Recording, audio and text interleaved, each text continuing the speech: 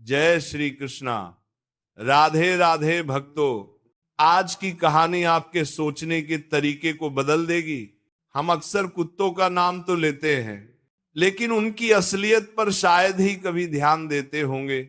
जब गुस्से में या मजाक करते हुए किसी को गाली देनी होती है तो हम बिना सोचे समझे कुत्ते का नाम ले लेते हैं।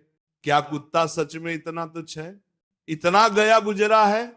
हमने कभी ये नहीं सोचा कि वह भूखा प्यासा हमारे घर के दरवाजे पर पड़ा रहता है और हम उसे अनदेखा कर देते हैं। लेकिन जब गाली देने की बात आती है तो उसका नाम लेना हम नहीं भूलते। इसीलिए आपसे निवेदन है कि बस कुछ मिनट निकालकर इस कहानी को ध्यान से सुनिए। शायद ये आपको सोचने पर मजबूर कर दे और आपकी सोच में एक सकारात्मक बदलाव आ जाए। भक्तों, एक नगर में रामू नाम का व्यक्ति रहता था। एक दिन वह रामू एक महात्मा से मिलने उनके आश्रम पहुंचा। वहां उसने देखा कि महात्मा कुछ लोगों को उपदेश दे रहे थे। रामू ने महात्मा को प्रणाम किया और बोला, गुरुदेव, मेरे मन में एक सवाल है।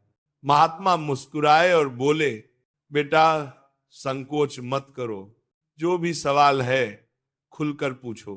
रामू ने कहा, गुरुदेव, मैं जानना चाहता हूं कि कुत्ते को रोटी खिलाने से कौन से लाभ होते हैं।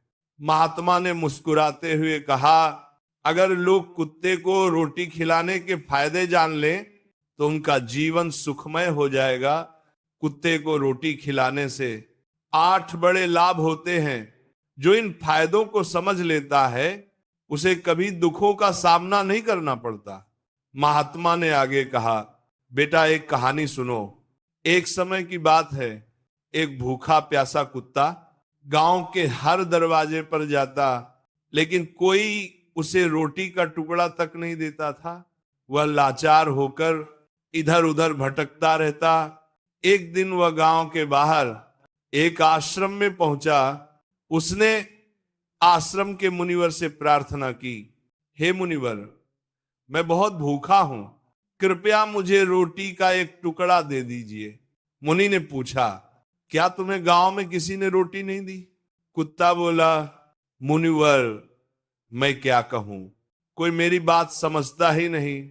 मुनि ने सहानुभूति से कहा, बेटा तुम्हारी पीड़ा मैं समझ सकता हूं, बताओ क्या हुआ? कुत्ते ने कहा, हमारे पास न घर होता है, न कमाने का कोई साधन, हमें कपड़े पहनने या पढ़ने लिखने का ज्ञान नहीं है। सर्दी, गर्मी, बरसात सब सहन करते हैं, लेकिन मुनिवर, हम भी इंसानों की तरह भूख से तड़पते हैं, दर्द से कराहते हैं और दुख में रोते हैं। ईश्वर ने हमें वैसे ही बहुत कष्ट दिए हैं, फिर भी लोग हमें परेशान करने से बाज नहीं आते। कुत्ता आगे बोला, हम आपकी तरह मनुष्य नहीं हैं, हम पराधीन जीव हैं। जब हमारा जन्म हुआ उस समय हमारी आंखें और कान बंद थे।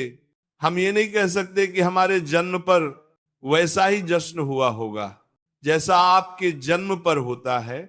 नाच गाना, बाजे बंदिशें, खुशियां मनाई जाती हैं। क्या हमारे जन्म पर भी किसी ने खुशी मनाई होगी? वह बोला, जब मैं पैदा हुआ तो मुझे लगा कि मैं किसी बड़े घर में आया हूं, क्योंकि जिस जगह हम थे वह हमें नरम और सुरक्षित लगी। लेकिन जब आंखें खुली तो देखा कि हमारी माँ, जिसे आप लोग कुतिया कहते हैं, हमें अपनी छाती से लगाकर एक पुराने कपड़ों के ढेर पर लेटी थी। हम 5 भाई थे, बाकी 4 भाई लाल और भूरे रंग के थे। मैं अकेला काले रंग का था। सबसे छोटा, सबसे कमजोर मैं ही था। माँ हमसे कम ही मिल पाती थी, क्योंकि उसे भी अपने भोजन का इंतजाम करना पड़ता था। अगर वह खुद भूखी रहती तो हमें दूध कैसे पिलाती? एक माँ होने के नाते वो हम 5 का ख्याल रखती थी। वह बेचारी दिन भर भोजन की तलाश में भटकती थी, कभी मिल जाता, कभी नहीं। रात में वह जाग कर गांव की रखवाली करती थी। कोई अनजान व्यक्ति गांव में घुसने की हिम्मत नहीं करता था। दूसरे गांव के कुत्ते भी डरकर नहीं आते थे। अगर किसी किसान के खेत में जानवर घुसकर फसल नष्ट करने की कोशिश करते तो वह उन्हें दौड़ाकर भगा देती थी। इतना सब करने के बाद भी गांव के लोग हमारी मां को भोजन तक नहीं देते थे। मजबूरी में उसे कभी कभी छीना झपट्टी करनी पड़ती थी। अगर लोग उसे ऐसा करते देख लेते तो लाठी डंडों से पीट कर भगा देते। कई बार तो बेचारी भूखी प्यासी ही रह जाती थी। हे मुनिवर, भूख तो हमें भी आपकी तरह ही लगती है। ऊपर से हमारी मां को हमारी भी चिंता रहती थी। वो हमारी देखभाल के लिए हमेशा परेशान रहती थी। गांव वालों को देखकर भी उसका दिल नहीं पसीजता था। मजबूरी में वो चोरी से घरों में घुस जाती थी और कुछ खाने को मिल जाता तो वहीं खाकर अपनी भूख मिटाती थी। लेकिन कई बार लोग उसे ऐसा करते देख लेते तो लाठी डंडे लेकर उसके पीछे पड़ जाते। कुछ निर्दयी लोग तो उसे घर में बंद करके पीटते भी थे, हमारी मां का बुरा हाल कर देते थे। हे मुनि, हमारी मां ने किसी का क्या बिगाड़ा था? उसने सिर्फ भूख मिटाने के लिए भोजन चुराया था। चोरी करने का उसे कोई शौक नहीं था। पर पापी पेट हमें ये सब करने के लिए मजबूर कर देता है। एक दिन की बात है, बहुत जोरदार बरसात हो रही थी, ओले गिर रहे थे और ठंडी हवा चल रही थी। उस कड़ाके की ठंड में ठिठुर कर हमारे 3 भाई मर गए। उस दिन हमारी मां बहुत रोई थी, लेकिन मनुष्यों ने हमारी पीड़ा को नहीं समझा क्योंकि उनके बच्चे थोड़े ही मरे थे। कुत्ता आगे बोला, हे मुनिवर, अब हम सिर्फ 2 भाई रह गए थे। मां हम दोनों की अच्छे से देखभाल करने लगी। एक दिन उसी गांव में एक सेठ के घर दावत थी। वहां कई तरह की मिठाइयां बन रही थी। सेठ जी के घर बहुत से मेहमान आए हुए थे। मां खाने की तलाश में बार बार वहां जाती थी, लेकिन लोग उसे दुत्कार कर भगा देते थे। किसी को उस पर इतना भी तरस नहीं आया कि उसे एक रोटी दे दे। एक रोटी देने से उनका क्या बिगड़ जाता। मेरी मां बार बार सेठ जी के आंगन में जाती और दूर खड़ी खड़ी देखती रहती। जब दावत शुरू हुई और भोजन परोसा जाने लगा तो वह भी वहीं जाकर पूंछ हिलाने लगी। तभी भोजन परोसने वाला आदमी किसी काम से भीतर चला गया। मेरी मां दबे पांव रोटी लेने के लिए आगे बढ़ी, लेकिन तभी दूसरे आदमी ने उसे देख लिया और चारों ओर से लोग चिल्लाते हुए उसकी तरफ भागे। मेरी मां घबरा गई और भागने लगी, लेकिन उसे वहां से निकलने का कोई रास्ता नहीं मिला क्योंकि सामने से लोग लाठी डंडे लेकर आ रहे थे। घबराकर मेरी मां दावत में भोजन कर रहे लोगों को लांघकर वहां से निकल गई। हे मुनिवर, मेरी मां इतनी परेशान नहीं थी। जितने कि वहां दावत में बैठे लोग हो गए थे, वे सब उठकर खड़े हो गए और कहने लगे कि कुतिया के लाग जाने से भोजन भ्रष्ट हो गया है। वे आपस में चर्चा करने लगे, अब क्या किया जाए क्योंकि खाना खराब हो गया है। सेठ जी तो फुट फुट कर रोने लगे। कुछ लोग कह रहे थे, भाई कुतिया के लाग जाने से भोजन खराब कैसे हो गया? उसने खाने में मुंह थोड़ी डाला है, वह तो बस ऊपर से लांघ कर गई है।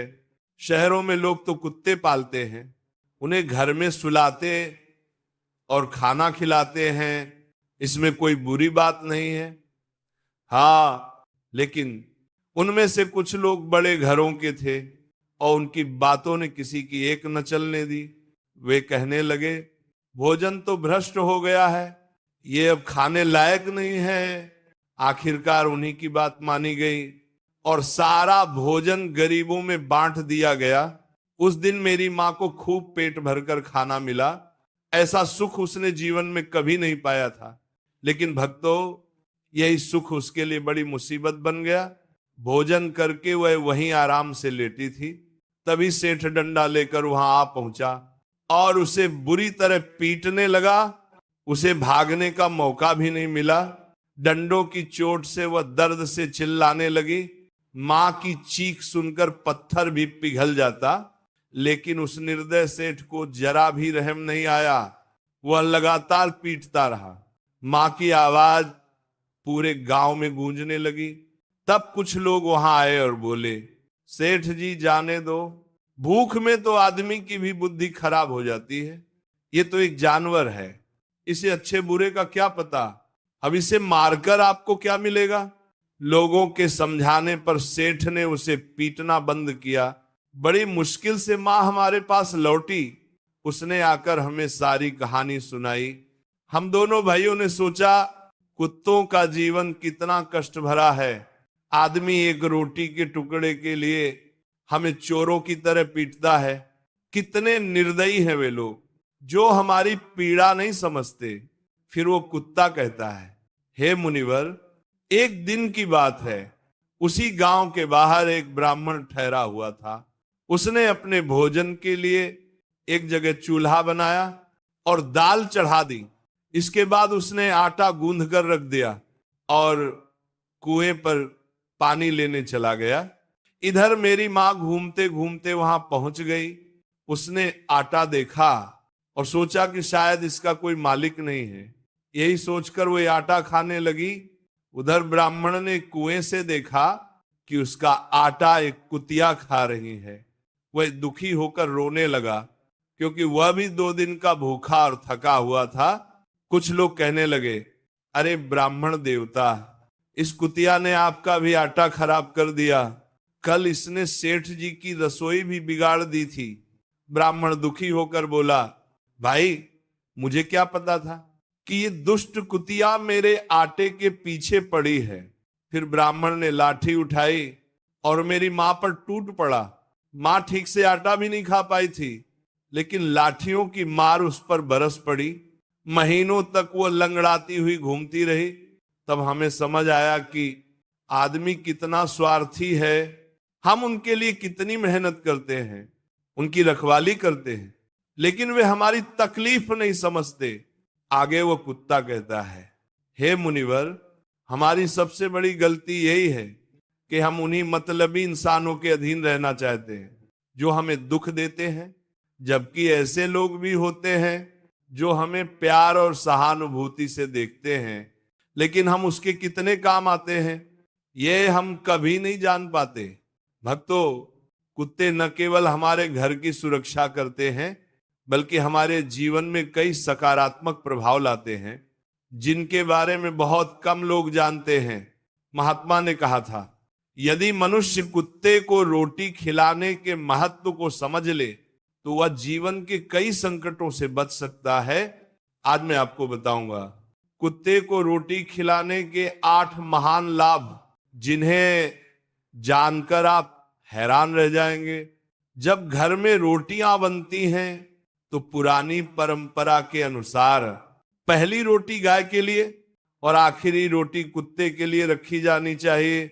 महात्मा का कहना था कि ये नियम भगवान ने बनाए थे, लेकिन आजकल लोग इन नियमों को भूल चुके हैं और इसका नकारात्मक असर उनके जीवन पर पड़ता है।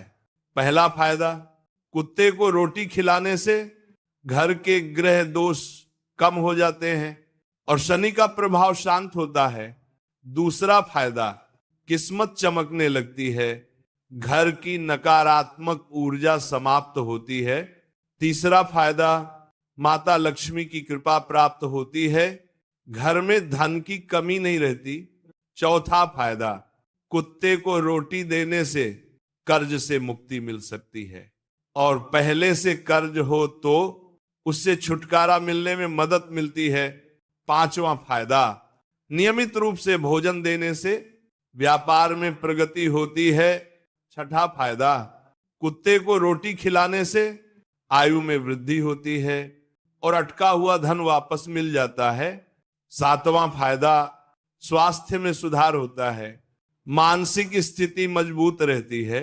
आठवां फायदा, भगवान सभी जीवों की चिंता करते हैं और जब आप कुत्ते को रोटी देते हैं तो भगवान प्रसन्न होते हैं और परिवार सुखी रहता है। महात्मा ने यह भी बताया कि कुत्ते का रोना एक अपशकुन माना जाता है। ये किसी संकट या अनहोनी का संकेत होता है। इसलिए कुत्ते को कभी भी दुखी नहीं करना चाहिए। तो दोस्तों, आपको ये जानकारी कैसी लगी? कृपया कमेंट सेक्शन में अपने विचार जरूर बताएं। यदि यह जानकारी पसंद आई हो तो वरज्ञान की भक्ति चैनल को सब्सक्राइब करना